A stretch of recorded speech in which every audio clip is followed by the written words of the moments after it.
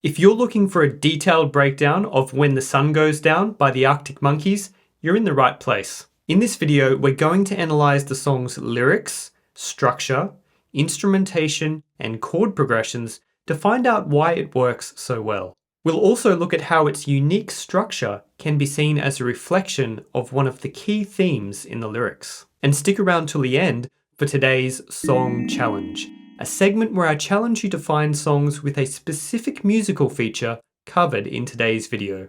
Alright, let's get into it.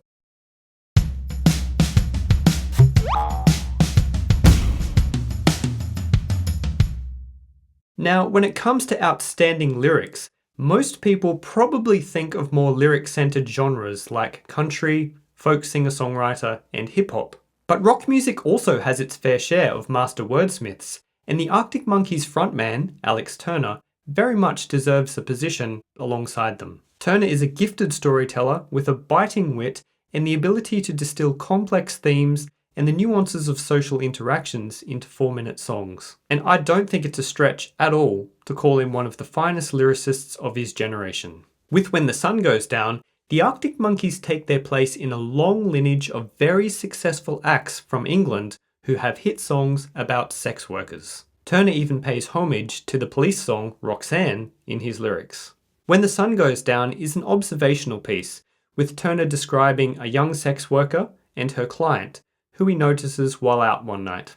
What he doesn't know, he fills in with his imagination, giving us a detailed picture of who these two characters might be. Turner is sympathetic toward the sex worker, wondering what went wrong so that she had to roam the streets, and thinking how cold she must be wearing so little clothing on a chilly winter's night. Turner is far less understanding of the client who approaches her, referring to him as a scummy man and a scumbag, and imagining him to be someone with a criminal record and nothing but bad intentions. Despite the bleak subject matter, Turner weaves his trademark humour throughout the verses, often at the expense of the scummy man. Two standout lines that showcase this humour are, "Can see it in his eyes, yeah, that he's got a driving ban," amongst some other offences, and "Look, here comes a Ford Mondeo. Isn't he Mr. Inconspicuous?" It's interesting to note that Turner himself has a brief cameo in the story when he describes being propositioned by the young woman, even though he tries not to listen or make eye contact as he walks past her. But notice how he cleverly puts the listener into his shoes here by using the pronouns you and your instead of I and my. Turner puts the listener in the front seat, so to speak. We're right there, close to the action, experiencing it like we're one of the characters. He also doesn't shy away from using his native dialect of English, which adds an extra level of authenticity to his style. An example of this is his use of the indefinite pronouns summat and oat, which mean something and anything in standard English. The other word that goes with this set is naught, which means nothing in standard English, and you can hear him use this in songs like From the Ritz to the Rubble and Settle for a Draw. This localized use of language results in some unique rhymes that you would not get if you used standard English. He rhymes summat with stomach, and this is a great example of why I think it is important to transcribe lyrics in a way that reflects the dialects of their authors. If you just write this word as something, it kills the rhyme because something does not rhyme with stomach. On the other hand, summat and stomach are an excellent rhyming pair. I also love the way he rhymes Ford Mondeo with Seyote, just because of how unique it is. I mean, in comparison, take night and light. That's a perfect rhyme, but it's probably been used in thousands of other songs, whereas I'd be surprised if any other songs exist that rhyme Ford Mondeo with Seyote. The line repeated over and over in the chorus highlights the power that the time of day can have on a place. How the simple setting of the sun and the onset of darkness can transform a location and the social rules people abide by while there. This is a theme that runs through a lot of Turner's work. Some other songs where it pops up include From the Ritz to the Rubble, Leave Before the Lights Come On, and Do I Wanna Know. But as we are about to see, this night and day theme is not just confined to the lyrics, it is also reflected in the unusual structure of the song.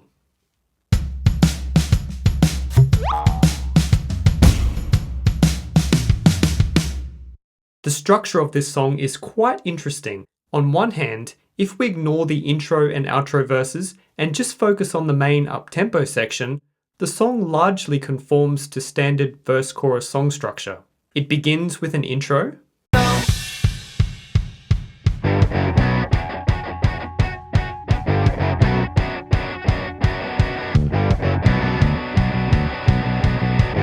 we then get the main riff,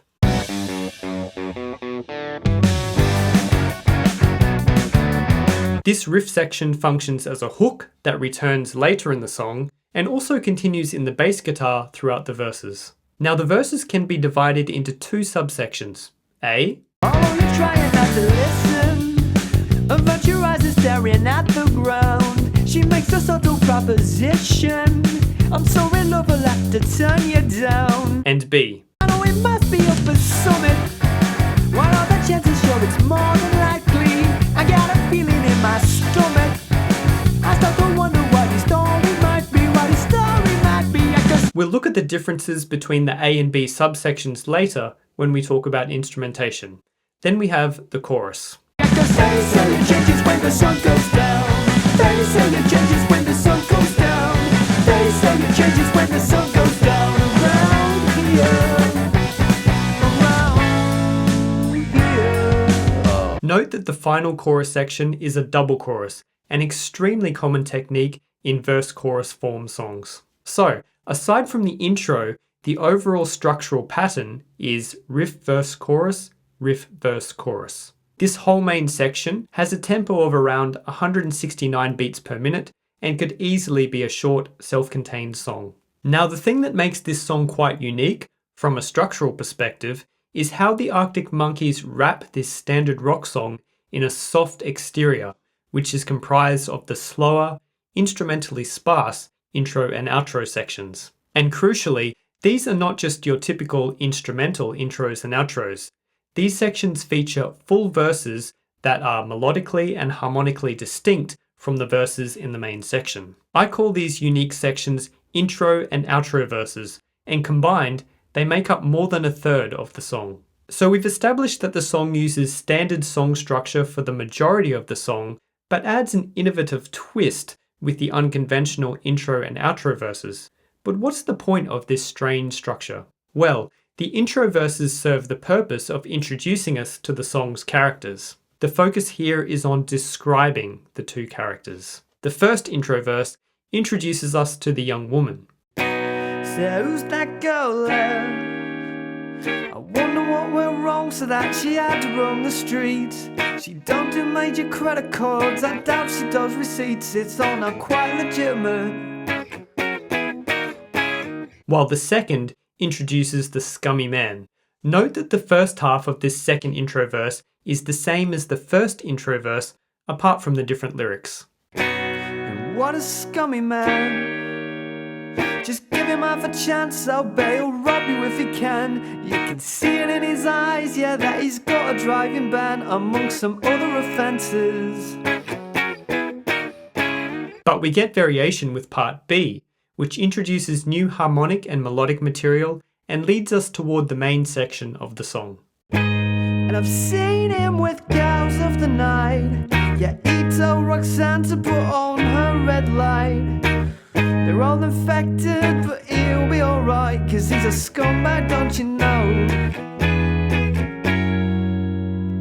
They say he's a scumbag, don't you know? Then the main section is where all the action takes place, while the outro verse is a repeat of intro verse 2A with some lyrical variation. It's like a coda that sums up the song and brings everything full circle. Oh, what a scummy man. Just give him half a chance, I'll bet he'll rob you if he can. Can see it in his eyes, yeah, that he's got a nasty plan. I hope you're not involved at all.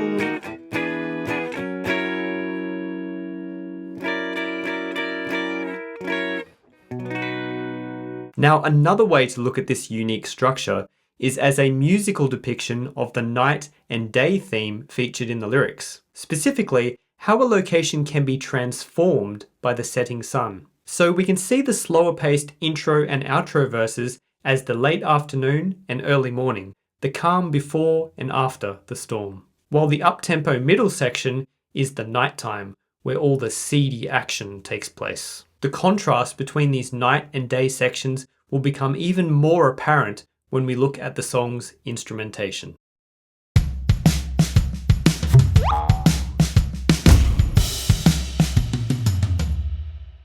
The song begins with the lead vocal accompanied by a clean electric guitar. Each guitar chord is played with a single strum, which rings out for a bar before changing to the next chord.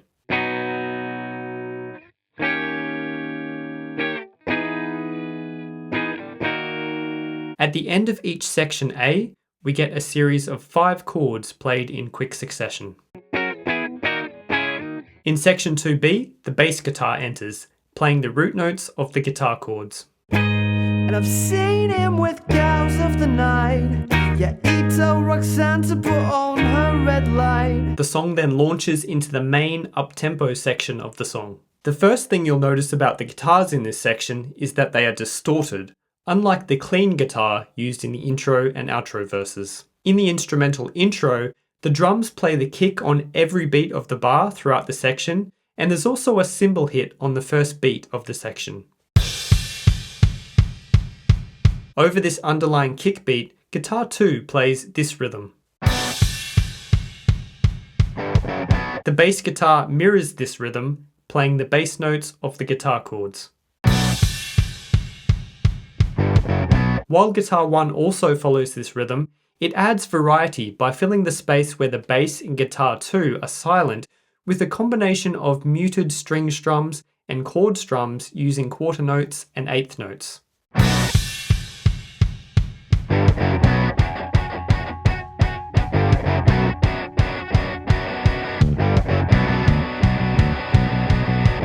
We then get the riff section, which begins with guitar 1 playing the riff through once solo. Then the drums, bass, and guitar 2 join in. The bass doubles the notes played by guitar 1,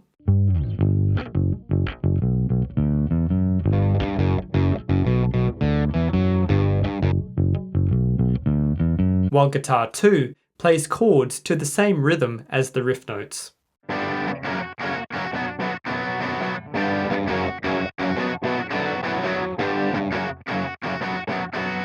And the drums play this beat.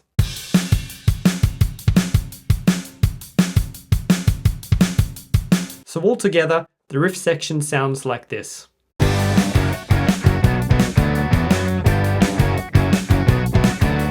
In verse section A, both guitars drop out, while the bass continues playing the main riff, and the drums continue the same beat, but with some open hi-hats played on the offbeats at the end of every 2-bar riff cycle.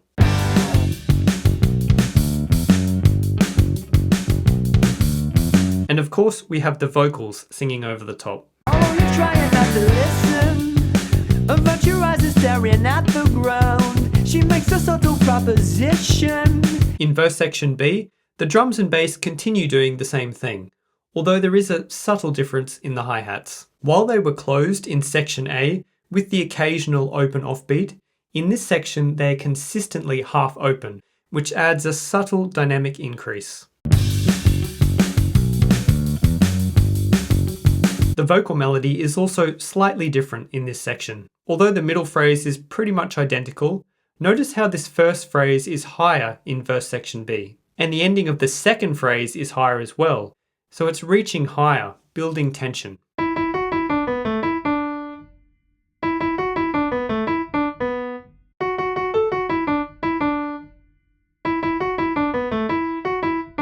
The other big difference is the inclusion of guitar 2, playing chords to this rhythm.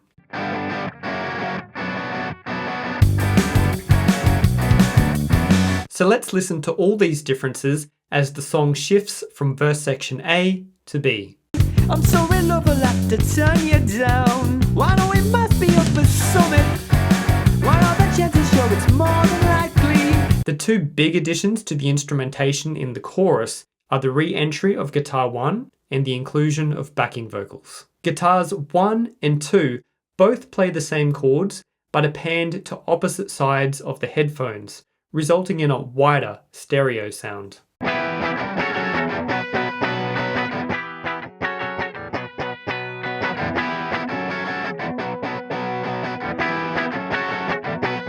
The bass once again plays the root notes of the chords and then bounces between a B and A note when the guitar lands on chord 1.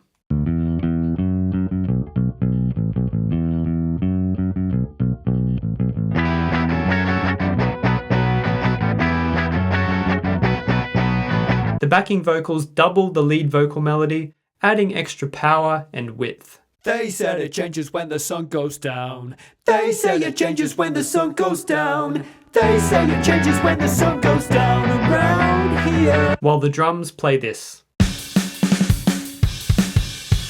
say it changes when the sun goes down. Right at the end of the chorus, the drums briefly switch to a halftime beat for 2 bars, which pulls things right back and makes it feel like the song is about to slow down and switch back into the slower intro verses. But instead, it immediately jumps back into regular time for the main riff.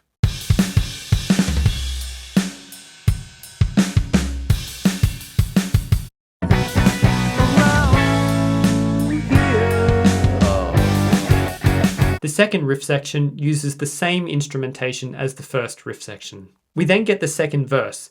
In section A, the drums, bass, and vocal melody are the same as the first verse's section A. However, unlike the first section A, we have guitar 2 playing the rhythm from section B of verse 1. Oh, look, here comes a Bombardeo.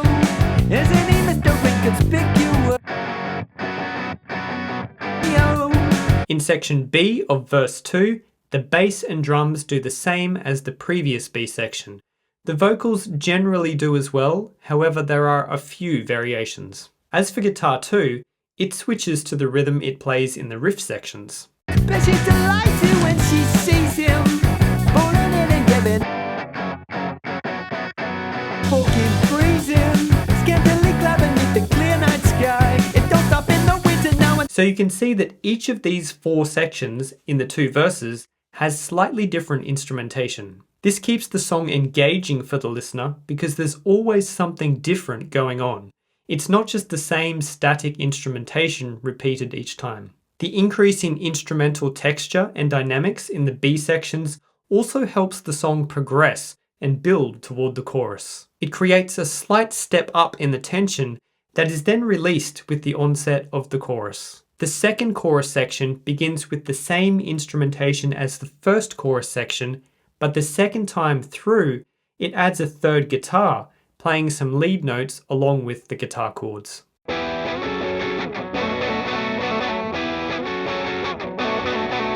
The drums also let loose more with some nice fills in this last chorus.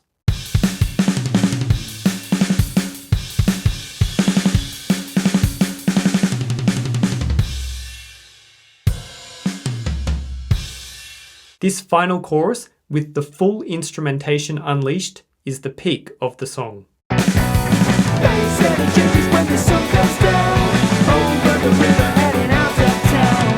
They said it changes when the sun goes down around here. Then the song finishes how it began, with the lead vocal and a clean electric guitar accompaniment. What a scummy man.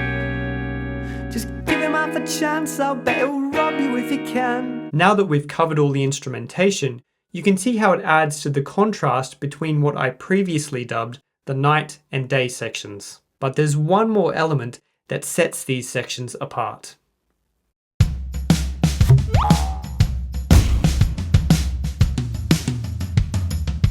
These are the chord progressions that appear in the song and the sections where they occur. The intro verses are in the key of B major and use chords 1, 2, 3, 4, 5, and 6. We also have this D sharp chord from outside our B major key. It's actually a 7th chord, so a dominant chord, and we label it as chord 5 of 6.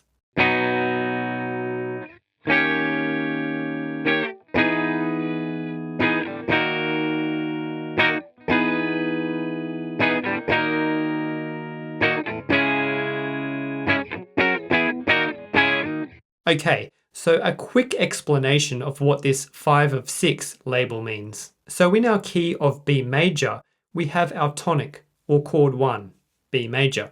And that chord has a strong relationship with chord 5, also referred to as the dominant chord, F sharp major. Basically, when chord 5 is followed by chord 1, it has a very satisfying sound of resolution, especially when a 7th is added. Well, we can think of each of the chords in this key, excluding the diminished chord, as being chord 1 in its own key. And in that context, each of these chords has its own dominant chord, or chord 5. Now, when one of these chords pops up in our B major key, especially as a 7th, we refer to it as a secondary dominant and label it as 5 of whatever chord it is chord 5 of. In this case, we have D sharp major, which is chord 5 of our chord 6, G sharp minor. In other words, chord 6 in our B major key, G sharp minor, can be thought of as chord 1 in its own key. And in that context, D sharp major is its chord 5. So that's where the 5 of 6 label comes from. Now, one final thing. You might think that it would be most natural for chord 5 to resolve to chord 1.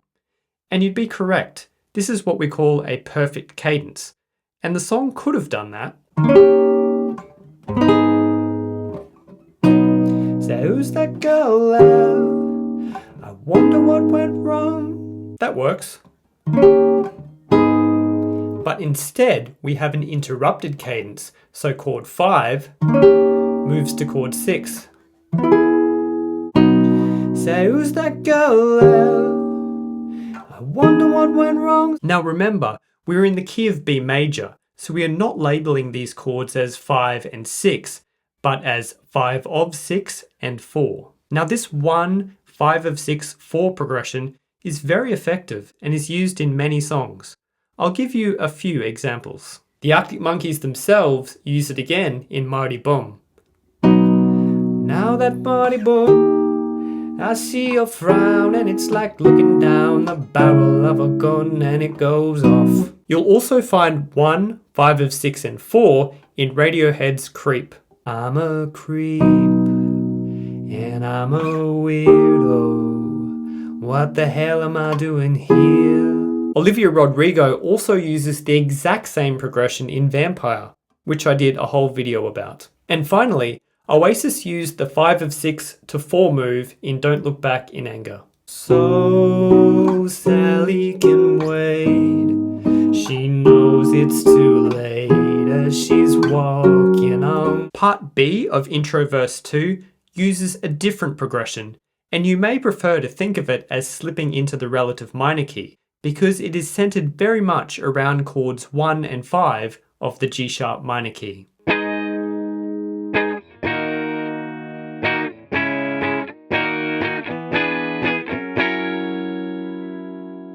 But I'm just going to keep the whole intro verses section labeled as B major, just to keep things simple. The main uptempo section of the song switches to the parallel minor key, parallel keys being those that share the same first note or tonic. For example, C major and C minor are parallel keys, as are G major and G minor.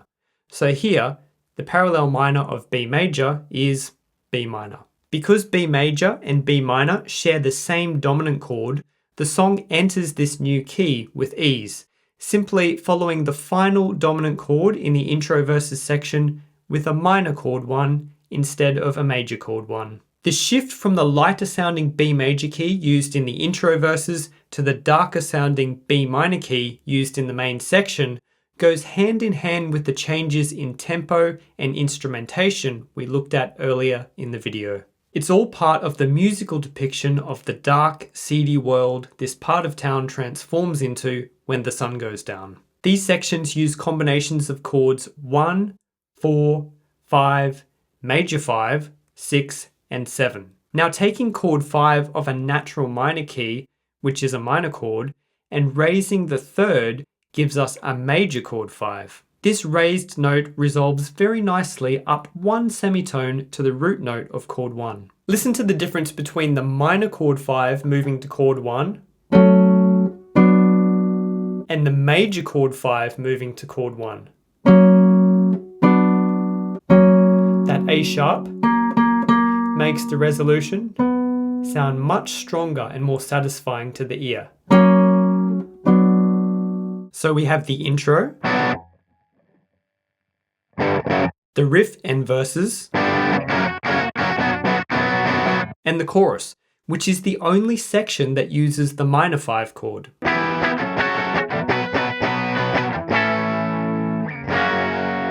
Now this final major 5 chord leads us not to B minor, but back to the parallel major key used in the intro verses, B major. So we've come out the other side of the storm that was the main section, and we're met with that lovely sounding clean guitar, more relaxed tempo, and lighter sounding major key. The chords in the outro verse are just the first half of 1A and the second half of 2B from the intro verses. We also have this 7th chord with an added flat 13th, which adds a final bit of dissonance that resolves nicely to chord 1.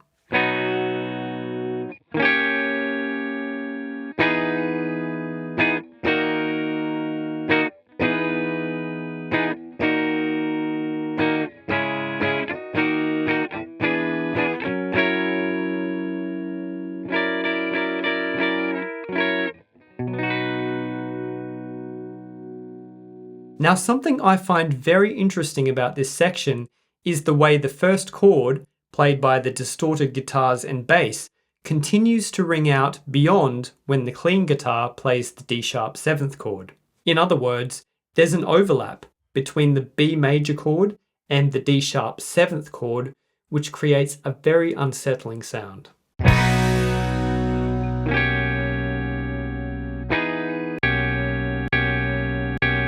Now the main note that really carries over into the D-sharp 7th chord is the B in the bass guitar. Adding a B to a D-sharp 7th chord gives us a 7th chord with an added flat 13th, which is the same chord that occurs near the end of the song. However, here the flat 13th occurs in the bass. So we actually have a D 7th chord with a flat 13th in the bass. And having that flat 13th in the bass makes it sound even more harsh than when it's on top. So here it is on top, and here it is in the bass. Ugh, I love it. Now, it wouldn't surprise me if this dissonant overlap was very much intentional on the part of the band and/or producer. And that's because it would have been very easy to fade out the distorted guitars and bass so that they don't overlap with the second chord. Whether by design or accident, I view the uneasiness and tension that results from these overlapping chords as a musical reflection of what the lyrics are talking about in terms of the same part of town being very different depending on if you were there during the daytime or at nighttime. These two worlds do not belong together, and there's something very unsettling about them overlapping. It reminds me of the jarring experience if you've ever stepped out of a bar after a big night out and realised that it's 6 a.m. and the sun is already up. There's a moment of uneasiness before you adjust to your new daytime setting and head on home. Now, I encourage you to go to the Arctic Monkeys official YouTube channel and listen to When the Sun Goes Down again in light of everything we've covered in this video.